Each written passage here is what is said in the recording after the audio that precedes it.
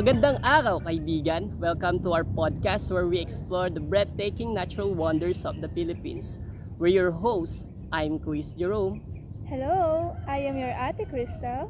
Hello guys, I am your Ate Eliana and today we'll take you on a virtual journey through some of the most remarkable landscape this beautiful archipelago has to offer. So Yes. sit back, relax, and let's dive into the magic of the Pearl of the Orient.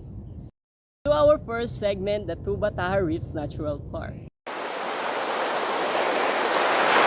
Yes, let's dive in. Our first stop is the Tubataha Reefs Natural Park in Cagayancillo, Palawan. Imagine crystal clear waters, vibrant coral reefs, and an underwater world teeming with life. This UNESCO World Heritage Site is a diverse paradise with more than a dozen dive sites to explore. Keep an eye out for manta rays, whale sharks, barracuda, and tuna. Yes. And if you're not a diver, don't worry. Snorkeling allows you to glimpse the pristine coral reefs, while bird watchers can spot endemic and migratory birds soaring above. So, Ate Cristel, what is your tips to the audience or to the tourists who want to go into Tubataha Reefs? The best time for diving is from March to June. Book a live abroad dive boat in advance to make your dream dive a reality. Next, let's dive into the Banawe Rice Terraces. Okay, so next up we have the Banawe Rice Terraces in Ifugao, Cordillera Administrative Region. So these ancient terraces is often called as eighth wonder of the world, were carved into mountain over 200 years ago. So they're a testament to the ingenuity and culture of the people who shaped them. Whether you visit during planting or harvest season, the lush greenery and intricate stair-like formation will leave you in awe. Remember to bring a sturdy stick for your track and immerse yourself in the rich history of these terraces with knowledgeable guide. So, Ate Aliana, what is your tips to the audience or to the tourists who want to go to Banawe Rice Terraces? So our tips for our audience is first is to avoid rainy seasons during the June to November, and second, avoid nila punta during peak holiday Yes. times to enjoy more serene experience. And now, let's explore the majestic mountain in Bicol, the Mount Mayon in Albay. This perfectly symmetrical volcano stands tall and its slope stands and covered in lush vegetation. While climbing to the summit might be challenging in every step, but you can capture the icon shape against the sky, and if you are lucky, witness a gentle eruption of steam. Remember to check the local advisories before planning your visit.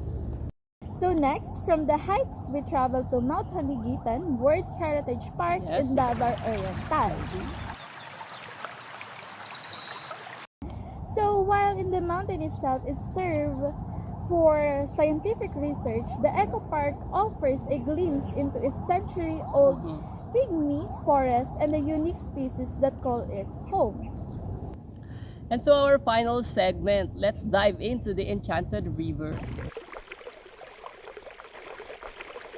Okay, our final wonder takes us to Hinatuan Enchanted River in Surigao del Sur, Mindanao.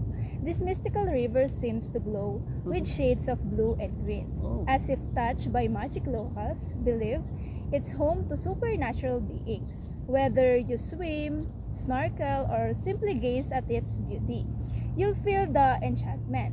Dive into the cool waters and let the river's secret unfold.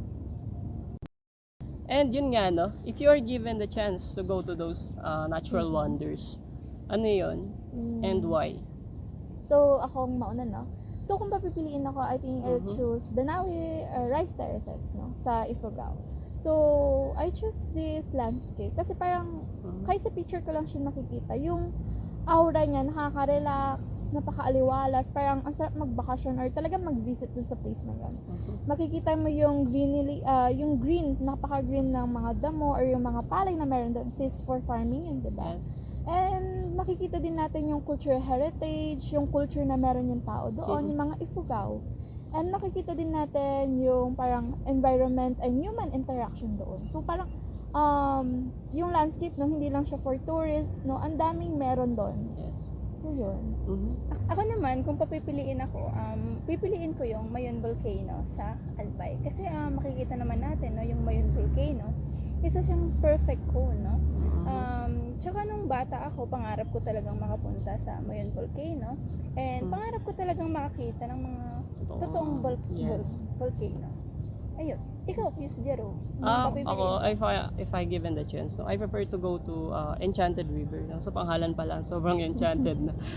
And dun pa lang sa pangalan and dun sa lugar na yun, nakita natin na ang daming makakitang mga isda or any marine biodiversity.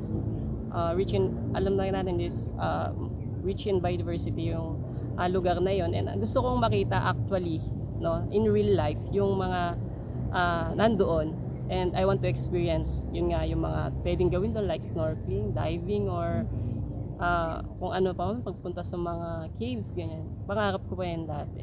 And yun, sana ma-experience natin to. And there you have it, just a glimpse of the natural wonders that makes the Philippines truly extraordinary. From the coral reefs, to the rice terraces, volcanoes, to the enchanted rivers. This country invites us to connect with the nature in ways we'll never forget. Salamat for joining us today. Until next time, keep exploring, keep discovering, and keep falling in love with the Philippines.